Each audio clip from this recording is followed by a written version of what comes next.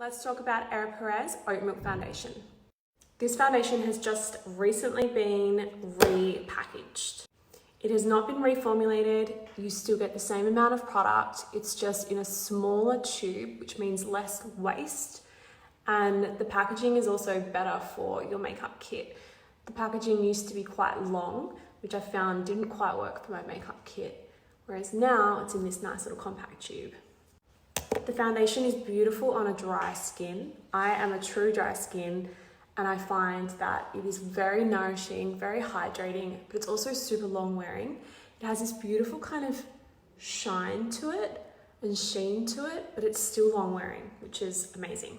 I'm applying it with the eco sponges that Ere Perez have, and these sponges can actually be put in your compost bin and they will compost. Compost? They can be composted. I'm going to finish off the glossy, clean look with the Carrot Colour Pot in the colour Healthy, which is a beautiful cream blush, and it blends so easily. Just adds a healthy glow. That's the finished look with the Oat Milk Foundation from Ere Perez.